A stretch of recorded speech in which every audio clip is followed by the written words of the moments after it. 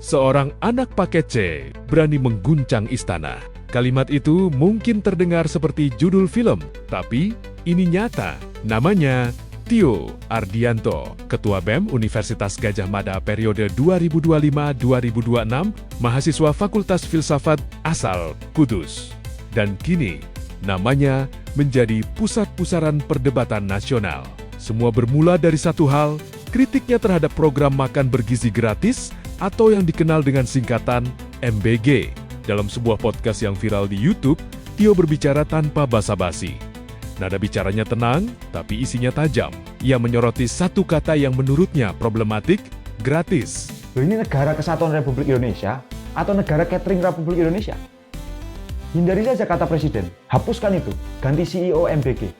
Kalau memang presiden hanya menjadi pelaksana daripada memberi makan bergizi gratis, itu pun kami kritisi, Bang. Makan bergizi gratis ini, bergizi saja tidak, apalagi gratis. Kata gratis itu kan pengkhianatan luar biasa pada rakyat. Karena mereka bekerja, mengalokasikan anggaran juga difasilitasi oleh uang rakyat. Loh, ketika uang itu kembali ke rakyat dalam bentuk makanan, kok mereka tega-teganya menyebut ini gratis? Rakyat itu membayar itu dengan kerjanya setiap hari, dengan pajaknya setiap hari. Klip pernyataannya kemudian dipotong, diunggah ulang, dan dalam hitungan jam menyebar ke TikTok, Instagram, hingga X. Salah satu potongan yang paling ramai adalah ketika ia mempertanyakan efektivitas pelaksanaan program, termasuk soal siapa yang memimpin badan pelaksananya dan keterlibatan aparat dalam distribusi teknis. Kalau kita lihat Badan Gizi Nasional misalnya, ketuanya saja, kepalanya saja, bukan ahli gizi, tapi ahli serangga. Jadi rezimnya rezim inkompeten. Rezim ini juga tidak menghargai ilmu pengetahuan. Berapa banyak ahli gizi kita yang masih tidak mendapatkan pekerjaan layak. Sementara di Badan Gizi Nasional justru diisi oleh Polri. Hari ini Polri punya lebih dari 1.000 SPPG. Pertanyaan saya, apakah Polri itu tidak punya pekerjaan lain? Apakah maling sudah tidak ada? Apakah begal sudah tidak ada? Apakah penjahat-penjahat kriminal sudah tidak ada? Sehingga Polri lebih sibuk mengurusi catering. Kalimatnya lugas.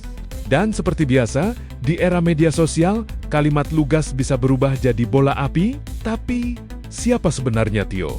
Menariknya, ia bukan lulusan SMA favorit dengan jalur pendidikan konvensional. Tio adalah lulusan paket C. Ia menempuh pendidikan di Omah Dongeng Marwah, sebuah PKBM di Kudus. Lingkungannya berbeda. Metode belajarnya eksploratif, mendongeng, berdiskusi, berkebun, berpikir kritis sejak dini. Dari jalur non-formal itu, ia lolos seleksi masuk UGM dan kini duduk sebagai ketua BEM kampus yang kerap disebut kampus kerakyatan. Latar belakang filsafatnya terasa dalam cara ia membedah kebijakan. Ia tidak menyerang personal, tapi menguliti konsep. Ia mempertanyakan definisi. Ia menantang logika. Dan justru disitulah perdebatan dimulai. Tak lama setelah kritiknya viral, Tio mengaku menerima berbagai tekanan. Ini jadi catatan dari kecacatan demokrasi kita. Bahwa ketika ada orang yang berangkat dari kepeduliannya dengan bangsa, bahwa ada alokasi anggaran yang tidak benar, prioritas program yang salah, tapi justru malah mendapatkan ancaman, penculikan. Bahkan, dan tidak hanya saya seorang. Orang tua kami, hampir 30 pengurus BEM UGM, semuanya mendapatkan teror. Yang pertama, sejak tanggal 9, kami menerima pesan dari nomor-nomor tidak dikenal. Kontaknya bukan kontak Indonesia, bukan +62, tetapi +44. Justru Inggris Raya. Orang tua kami juga mendapatkan pesan dari nomor yang tidak dikenal, tetapi kontak Indonesia. Nadanya adalah bahwa anak kalian ini nilep uang. Dan pesan yang sama juga diterima oleh lebih dari 30 pengurus BEM UGM. Bahkan ancaman Tuhan, Pak. Bahwa ada operasi intelijen yang targetnya adalah untuk ketua BEM UGM. Apakah ini benar teror terorganisir? Siapa pelakunya? Belum ada kepastian. Pihak istana pun akhirnya buka suara. Menteri Sekretaris Negara Prasetyo Hadi menyatakan, pemerintah tidak mengetahui siapa dalang di balik dugaan intimidasi tersebut. Ia juga mengingatkan agar kritik disampaikan dengan tanggung jawab dan mengedepankan etika. Mas Pras, Ketua BEM UGM mendapat teror setelah dia mengkritik. Bagaimana tanggapan dari Istana, Mas? Terornya ada ancaman dari pesan, bahkan ibunya juga mendapat ancaman, dia juga dikutip gitu. Kalau teror kita nggak tahu lah siapa yang menteror ya. Tapi kalau berkenaan dengan apa yang disampaikan, karena kebetulan kami juga lulusan dari UGM itu, dulu juga pernah aktif di Badan Eksekutif Mahasiswa ya, menyampaikan kritik atau masukan itu selalu kami sampaikan bahwa itu sah-sah aja gitu. Nah, tetapi tentu kita mengimbau kepada semuanya ya untuk menyampaikan segala sesuatu itu dengan penuh tanggung jawab juga, kemudian juga mengedepankan etika, adat-adat ketimuran gitu loh. Hindarilah menggunakan kata-kata yang tidak sopan atau kurang baik. Ini berlaku untuk siapapun ya, tidak hanya untuk adik saya yang dari BEM UGM gitu. Pemilihan diksi mungkin juga itu penting, kan kita mau menyampaikan sesuatu ya mesti juga memilih diksi yang tepat supaya itu juga menjadi bahan pembelajaran kan pengennya kan memberikan masukan itu kan seperti itu kan. Tapi kan terornya itu yang salah, Mas. Kenapa yang disoroti justru cara menyampaikan kritiknya?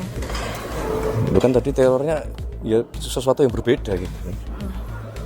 Mungkin kalau atensi terhadap teror itu sendiri bagaimana? Ya, nanti kita cek lah. Di sisi kampus, UGM menyatakan komitmen melindungi mahasiswanya. Pengawasan internal disebut sudah dilakukan demi memastikan keamanan Tio. Saya sebenarnya menghindari untuk menjadi juru bicaranya UGM sebagai institusi. Tetapi saya harus objektif Bang, bahwa hari ini pimpinan kampus UGM menyatakan komitmennya untuk melindungi mahasiswa di dalam menyampaikan ekspresinya. Kampus UGM memerintahkan K5L, itu satuan keamanannya UGM, untuk melakukan koordinasi intens dengan saya apabila terjadi hal-hal yang di luar dari keamanan dan keselamatan. Sehingga artinya apa? UGM dalam hari ini melindungi mahasiswa. Sementara itu, dukungan dari aktivis dan warganet terus mengalir. Di TikTok, komentar seperti, "Masih muda, tapi berani bersuara." Di X, "Demokrasi sehat kalau kritik dilindungi, bukan ditakuti." Tentu, tidak semua mendukung. Ada juga yang menilai gaya bahasanya terlalu keras. Ada yang menganggap kritiknya kurang komprehensif. Dan disitulah letak ujian demokrasi sebenarnya. Karena dalam sistem yang sehat, kritik bukan ancaman. Ia adalah bagian dari perbaikan. Tio memilih berdiri di posisi pengkritik bukan untuk menjatuhkan, katanya. Tapi untuk memastikan transparansi dan akuntabilitas, apakah caranya tepat? Apakah diksi yang ia pilih terlalu keras? Itu ruang diskusi. Namun satu hal yang tak bisa dibantah.